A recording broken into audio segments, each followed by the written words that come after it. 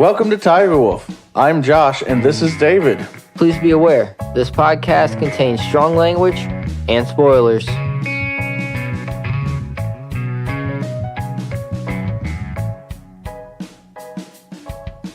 So here we are again. Shitty movie reviews. What are we covering today? Captain Marvel.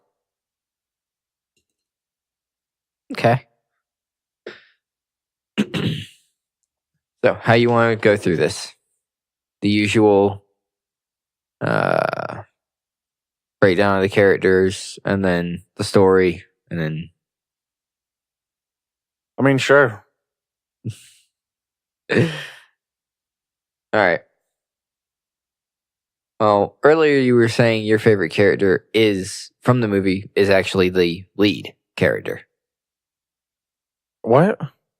Earlier, you said your favorite character from the movie was actually the lead character. Yeah, I really liked her. Once. I really liked her character. I know nothing about Captain Marvel or anything, but I really liked her character. I liked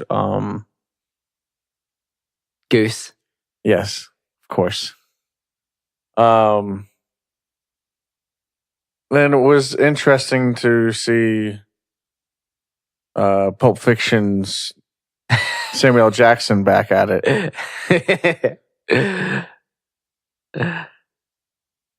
It was a little weird seeing him so tongue-in-cheek.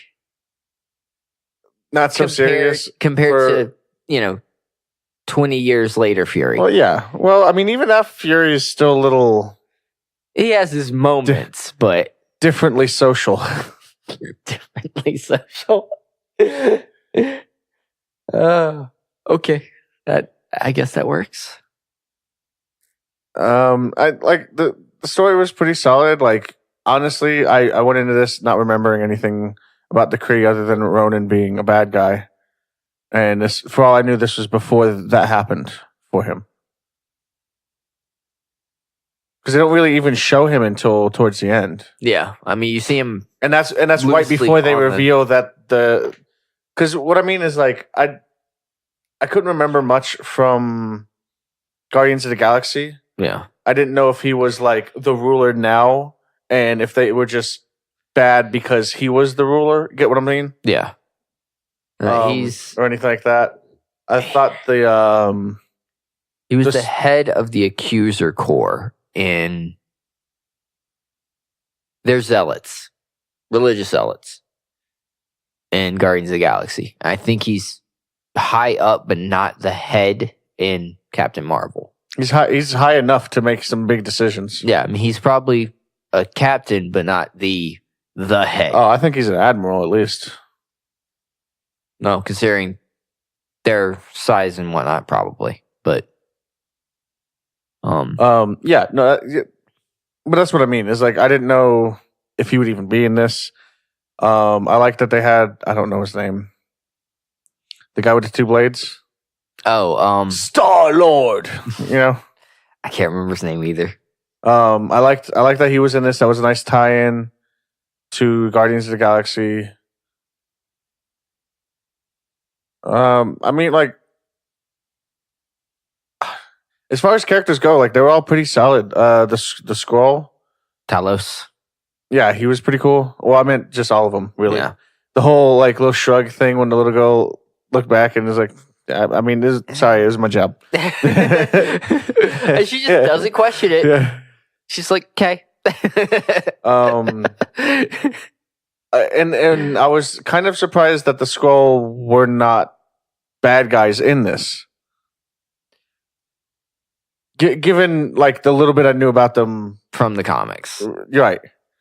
So it was an interesting switcheroo, basically, that happened there. It was a nice little twist.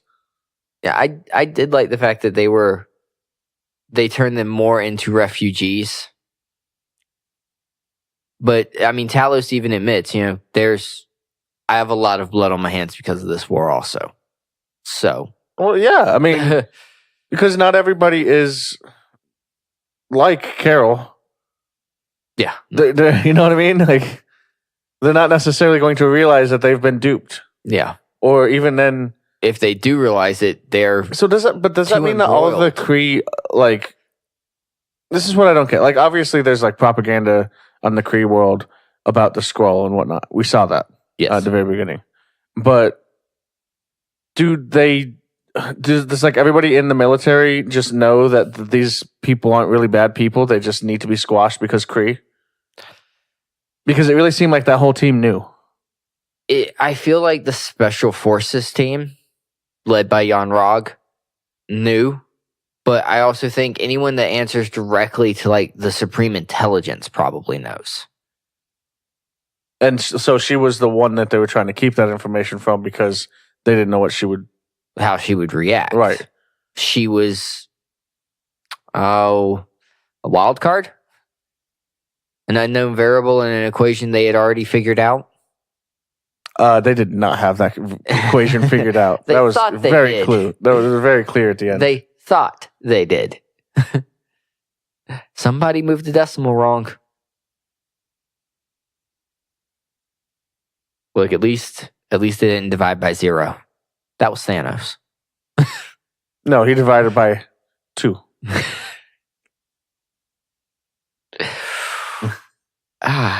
A year, and I still think it's a little too early. Huh? I said it's been like a year, and I still think it's a little too early For what? to make those jokes. Oh, what are you talking about? You've seen the meme. Which one's your favorite superhero? This pile of ash, this pile of ash, or this pile of ash. Oh, look. Tony took Peter to the beach. Robert Downey Jr. dumping out a bucket of sand. That's great. But, I mean, I think my favorite character, and I'm a little concerned by this trend, because lately, it's either been outright the villain or someone who is perceived to be the villain. Okay. But I think my favorite character was probably Talos, the Skrull. Once they actually started giving him personality, like screen time, definitely like shot up there with the character scale. I mean, because he went from just this goose, but he went from an ominous figure basically to a character. Yeah, with personality, with good, like a solid, well done personality. Yeah, I mean, look, I'm here. You couldn't figure this out. It was that easy. You couldn't figure this out. You're my science. You're my science guy. I can make the necessary modifications. You're science guy. Just get that thing away from me. Goose. It's just a cat. That's no, Flurkin. Yeah, no, he was solid too. I was kind of sad we didn't see more of Coulson or like interactions with Coulson and Fury. Yeah. Very interesting that they were partners, though. That explains a little bit about their perceived history of the previous movies. Yeah, I think another thing that ties to is like Coulson. I think him letting Fury and Danvers go in that stairwell is what made Coulson Fury's go-to guy. Well, it's probably working with him for years after that too. Yeah, but I think that was the point where he was like, he's got natural talent to know what's right in the moment. Yeah. So I liked that little touch, and like I was telling you earlier, I'd listened to and read some of the non-spoiler reviews, so I didn't know about the Skrull twist or anything like that. Mm.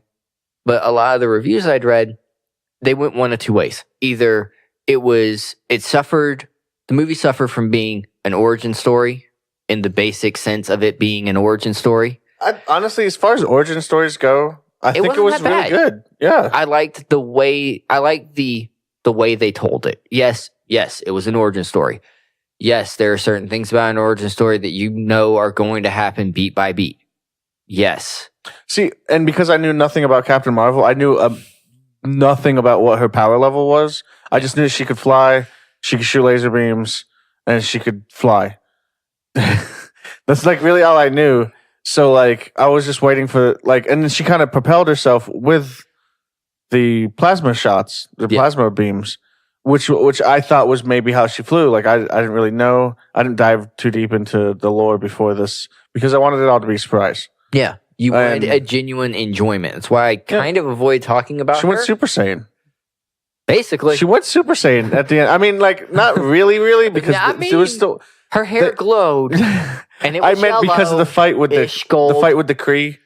Like they were putting up a fight against her, but she was smiling the whole time. I mean, she did the whole in front of Ronan, and Ronan's like, let's go back. Well, yeah, because she had just run through one of those capital ships like it was nothing. Yeah, and it just stands there. Looks at or floats there, smiles, and then just slams her hand over her fist, expelling just a little bit of power. And he's like, "Yep, we're leaving. We're gonna come back for the core. No, for her." Oh, then you find out later he has to go back for the Tesseract anyway because boss said so. Yeah, the other boss said so. Not actually the boss. Boss said so. But yeah, I do. It does make me wonder if Maria Rambeau, the little girl in the movie, if she survived the snap, and if not, is that going to be another driving reason why Carol's going to punch Thanos in the face? So I'm kind of concerned that, in a way, that she's going to be too powerful because, like, there's a certain scaling that needs to come with that. Scaling, and we just got God Thor. Yeah. So if she's more powerful than the guy who literally could have killed Thanos in the moment, wounded him in such a way that honestly should have probably ended his life immediately, but whatever. Yeah. Comic book movies, I guess. Reality stuff. If she's that much more powerful than him, then like I don't want to ask the question, but where do we go from there? Well, no, the initial question is if she's that much more powerful than he is, how is Endgame a 3-hour movie? Yeah, because it's going to be 2.5 hours. I'm figuring out how to fix it. And a half hour fixing it. Where do we go from there? Well, we go to the big purple guy in the pimp suit. I mean, Galactus? Yes, Galactus. I knew who you meant. He's just a cloud in Fantastic Four movie. It wasn't that bad. Honestly, it made more sense. I really liked the Silver Surfer. Yeah, they did a really good job. I really liked that Silver Surfer. Was there anything about the story that you disliked?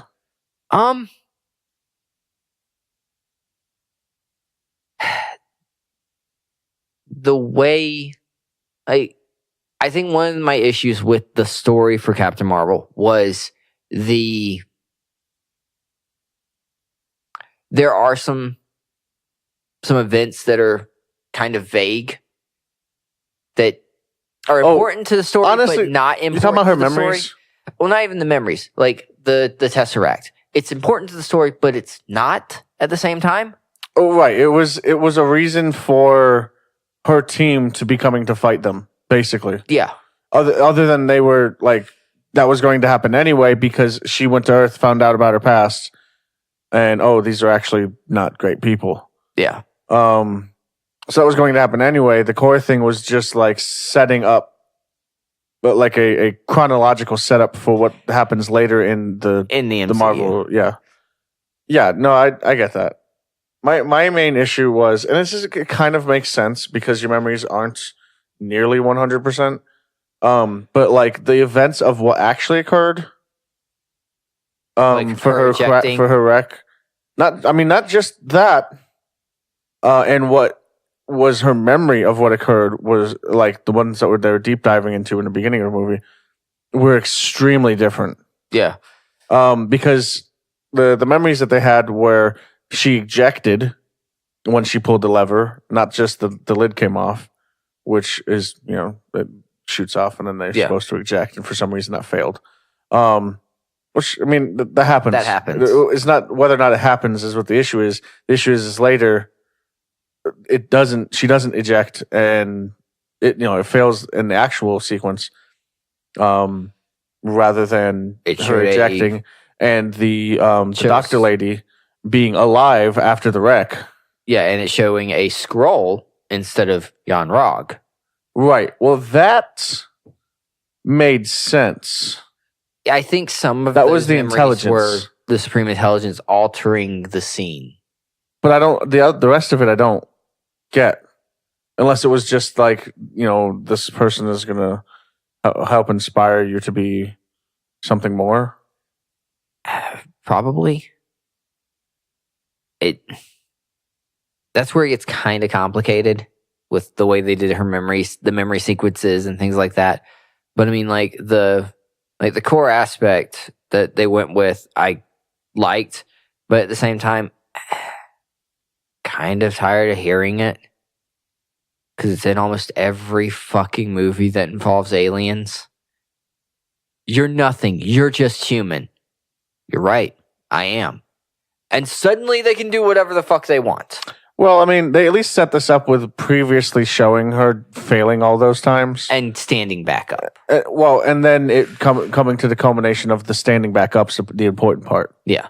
Doesn't matter how hard doesn't matter how many times you get knocked down. What matters is how you take the hit. The reason why that's in movies is less about the human alien thing, more about the human that's how spirit, humans want to see themselves. That's human spirit overcoming adversity, yada, yada, yada, yada, yada. Yeah.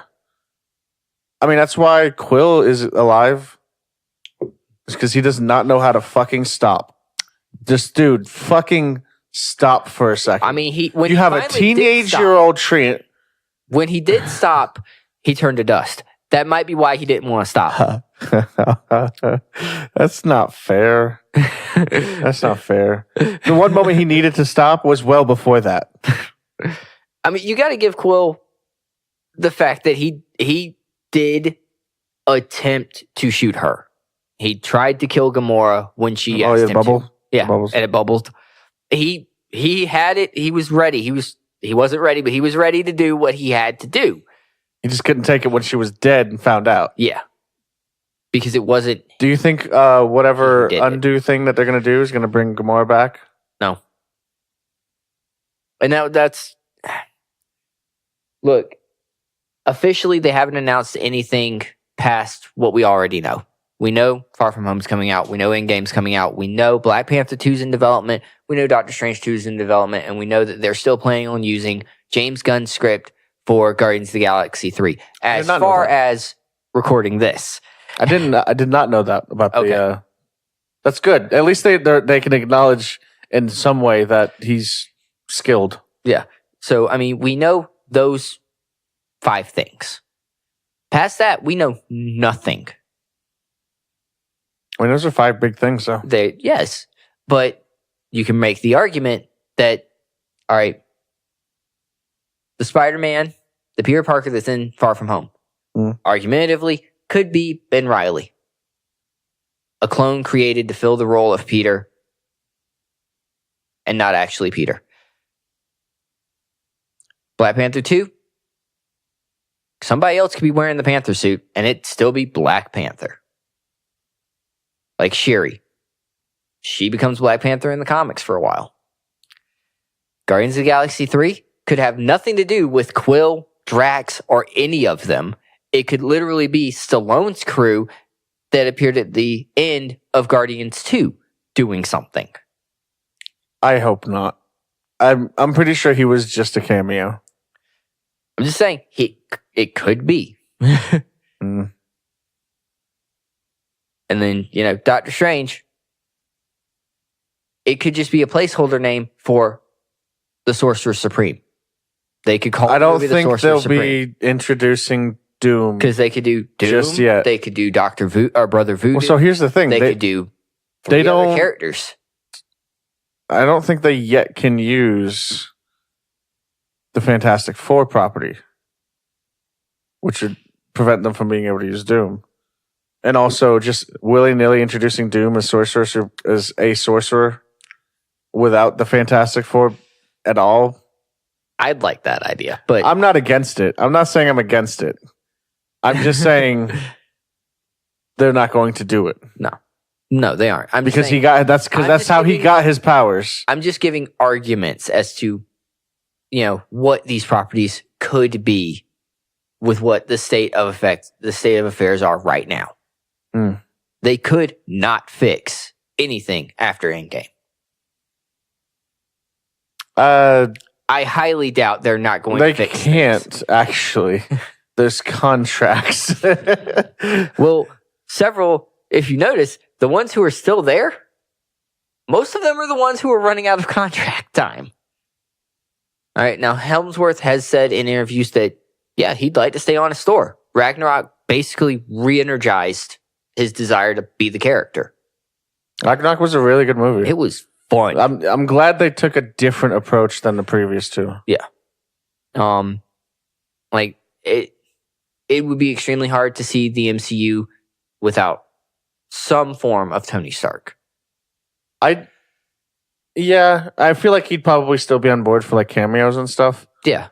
But that's the weird thing about like, how is this going to wrap up where it makes sense that we're not going to regularly have Cap? Cap's gonna die. Just let me finish. Let me finish the thought. Okay, fair. Iron Man, Thor, Hulk, ScarJo. Black Widow? Yes, I always mess it up for some reason. I get the character and the actress mixed up. You know what I mean? Like it's basically the Avengers, right? And we have for the new team. There's one that you always ignore, but whatever.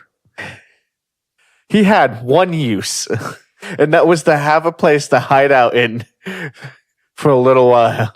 He's also the guy who. Fine, Hawkeye. My issue with him isn't that I don't like Hawkeye. I don't like what they did with Hawkeye. I like Hawkeye. But I guess I didn't want to make him too much like Ollie from Green Arrow. Yeah, probably. What we have for the new group is going to be Captain Marvel, Spider-Man, assumptively, Black Panther. Yep. Bucky. Maybe. That's a maybe. Him and Falcon are getting a TV show on the Disney Plus service. Oh, that's awful. That sounds awful. Scarlet Witch and Vision are getting a TV show on the Disney Plus service. Loki is getting a TV show on the Disney Plus service. Okay, so we have 3 people. Yeah, there's your Avengers. Avengers Oh, you're already here. Assumptively, there'll be some layovers from the old crew. Like Thor will probably be a layover. I mean, Hulk will probably be a layover. Does Ruffalo want to keep doing that? From what I understand, yes. From what I've seen in and also, interviews. like, it didn't really feel like Hulk would be maybe accepted back easily. I guess we'll find out. I guess we'll find out once he actually gets back to Earth, huh? Look, maybe Banner will become the man in the chair for the Avengers. Like Nick Fury? The one who does the research. He helps figure out the planning, but because we're not going to have Iron Man anymore. Yeah, we aren't going to have. Who can do it on the fly? To have Tony anymore. Well, yeah, that's what I meant. Assumptively, he's the same person. No, they're not. He exactly is. He's the one. He's the one. How dare you say that Tony Stark is Robert Downey Jr.? That's not what I said. I said Iron Man is Tony Stark. It's not the same as Batman and Bruce Wayne. Iron Man is Tony Stark. Yeah. Part of me wants him to kill off Tony and have him. The way to keep him around is him be the AI in Parker's suit. I don't think they're going to do that. That's how I would like them to keep him around. Also, speaking of Parker suits, the 2 that they show off in Far From Home's trailer, yeah, are neither of them are the Iron Spider. Nope. There's no visible mention of the Iron Spider at all. No, but they are new suits. And they are suits Which makes me think that Fury brought them with him. You might need these. Which makes me think that Tony's going to die? I think what's going to happen is literally I think what's going to happen with Endgame, they already told us what's going to happen in the opening of Infinity War. He's going to die of thirst on the way back? No. He had a Tony, last night I had this very vivid dream. We had a kid. And yeah, it's probably a really weak way of doing this, but if the events of Infinity War don't happen, Parker never gets the Iron Spider suit. Because Tony doesn't have to try to save him. Which would explain why he does not have the Iron Spider suit in Far From Home. Yes, I don't like the argument of the entire movie was a dream. Well, he wasn't going to have it after the events anyway. He got mostly wrecked. It got pretty fucking wrecked. Not as bad as Tony's nanomite suit. But that's nanomites. So the reason why that's important is because nanomites can just make the suits back again. Are supposed to be able to rebuild, but clearly... To a point. I mean, obviously, if you don't have enough nanomites to make a thing, then you can't make a thing. Yeah. But still. I mean... And also, Spider-Man might not want to use the Iron Spider. I mean, he goes to Europe without his regular suit for that matter. He intentionally tries to go to Europe without his regular suit. Aunt May puts it in his suitcase, and they go through his suitcase at customs. Yeah, I remember seeing that. Well, yeah, but I mean, like, he's just a cosplayer, whatever. Like... Actually, he says it's pajamas. Works too. Yeah, I mean, I guess that's a thing. Anyway, back to Captain my Marvel. Back to Captain Marvel. Captain back in Marvel. Look, was I on the edge of my seat the entire time, Captain Marvel? No. But was it good? Yeah. It's very enjoyable. I mean, there's not a whole lot I could say negative about it. Could it have been better? Probably. Could I? This is one of the ones I probably wouldn't even be able to tell you how, though. I would need to know more about the character to say that. Now, like I told you earlier, from what I saw of her in this movie, I like this incarnation of her dramatically more than the comic book version.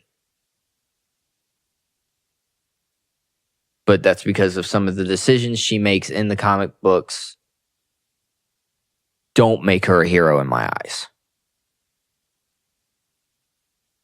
She's too eager to throw everyone else under the bus for what she believes in, regardless of who's driving the bus. Yeah, but it didn't seem like they were doing that too much with her. Yeah, that's why I like the movie version of her a lot more. A lot more. And besides, maybe those types of people are necessary. Maybe this is still a little fucked up, but part of me is hoping in 3-4 years, because she signed to like a 7-year movie deal. 7 movie or 7 year? 7 movies. They'll probably come out one a year. So, well, yeah. I mean, that's just a couple Avengers and a couple Marvels. Yeah. Part of me hopes that it ends with a Southern girl wrapping her hands around her face and stealing her powers. But that's because I'm a fan of Rogue. So, well, we'll see how that goes after X-Men get fully immersed into the Marvel cinematic universe. Assuming that happens. It will. It's gonna happen. Survey says, go watch it. Go see it. Well, I suppose that's the end of the episode. Please like, comment, follow, and share. And also, more importantly, thank you for listening. Take care. Bye.